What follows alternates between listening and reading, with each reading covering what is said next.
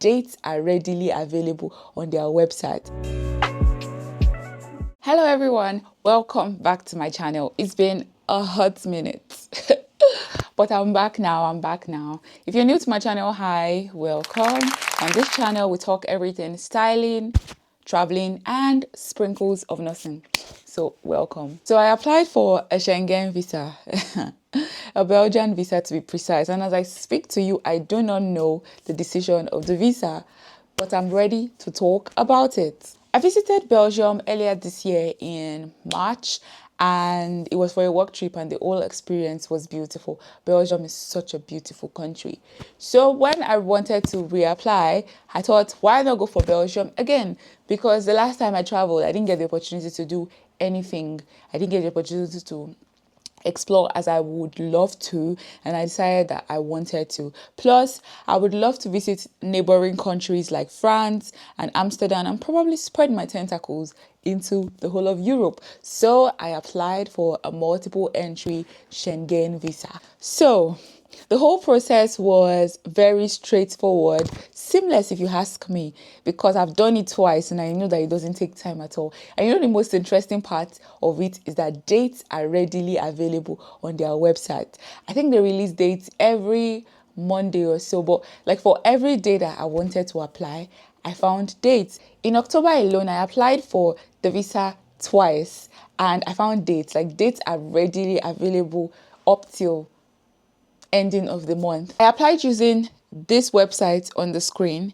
I filled a visa on web form, and after filling all the details, it redirected me to the TLS website where I was able to book an appointment for the visa interview and thumbprinting. I submitted the completed visa application form, 2 passport photographs, my passport, a complete itinerary showing my train ticket and accommodation, proof of my employment, that's the employment or contract letter from my employer, and 3 months pay slip. I also submitted proof of funds, which includes 3 months of my bank statement and a travel insurance covering up to 1.5 million pounds of damages.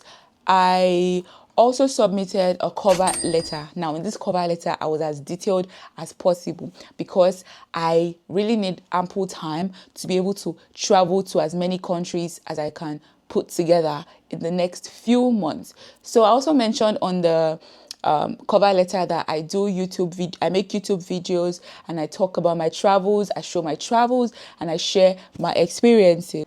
I would say the process to the one in March is quite similar.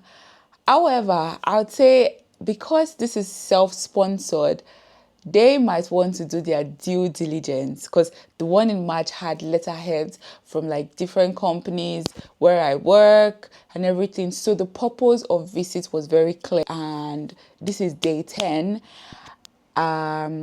Keeping my fingers crossed and hoping for the best because the truth is I just pray we get enough time. By we, I mean me and my husband because we apply together. Obviously, I'm not going to be doing any of this fancy traveling alone.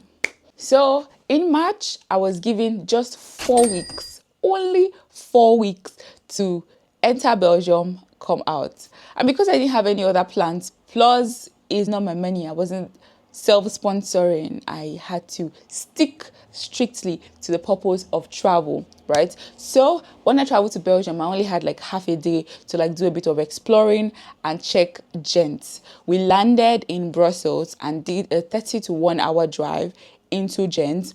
And then I only explored Ghent. I would have loved to go to Bruges, but I think at that time there was like train strike and I knew that it would be very stressful to go into Bruges and come back to Ghent that same day. Like I literally had 5 hours. I didn't have so much time, and so it was such a disappointing experience for me. And then the places I went to in Ghent were like the popular places, like places that tourists would go to, very touristy.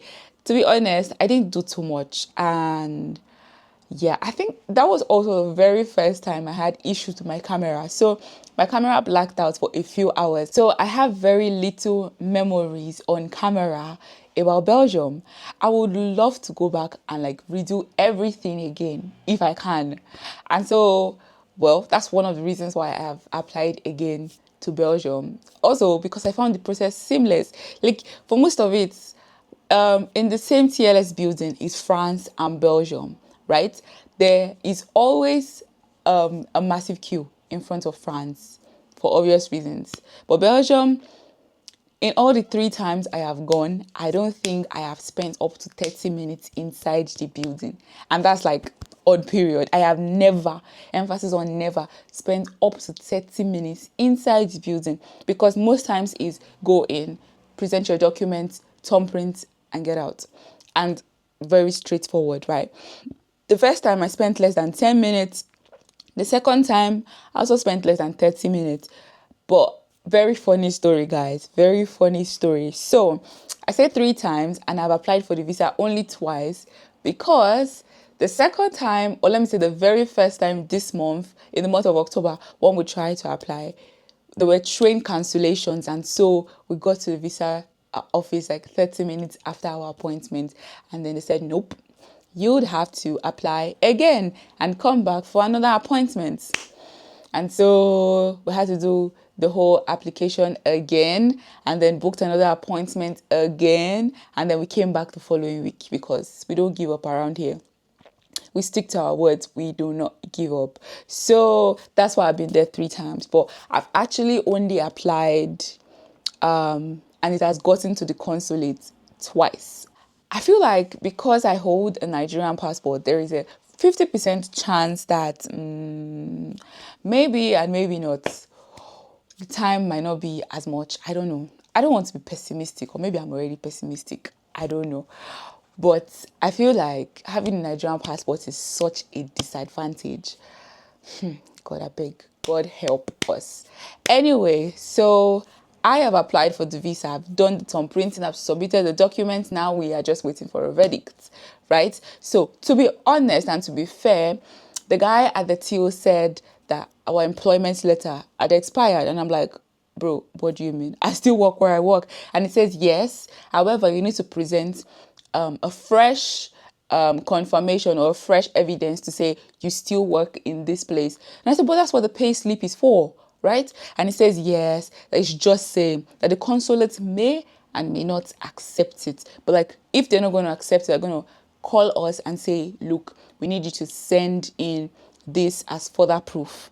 And we're like, oh, okay, so no problems. So as it stands, we have not gotten a call, so we're expecting good news. The only problem is, because I already have like a Schengen visa before, there's a possibility that I might get more time than my husband, because he has never done a Schengen visa. So yeah, let's see. We're hoping for the best, and fingers crossed, guys. Fingers crossed. Anyway, I just came here to give you an update, and let's just call this the part 1 of this series. So I am going to be giving, or let me say I'm going to be doing a part 2 when the visa comes out, to update you guys on how long I have gotten this time, and also to give the complete breakdown of how much was spent and the complete breakdown of the process. There would also be another video where I do a complete step-by-step on how to apply for this visa. We're in for a ride. Don't you just love a video with parts and series? I'm back on YouTube. I'm doing what I love to do best. I'm yapping and putting it out there, and I am going to be consistent, because girl, we are locking in November, and that is on period. We are locking in.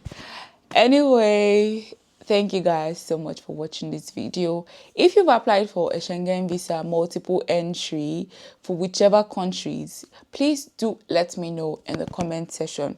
Okay, I would really love to try another country for Schengen visa in the nearest future, before I finally qualify for the passport of this country. So anyway, thank you so much, guys, for watching this. So see you in my next video. Bye.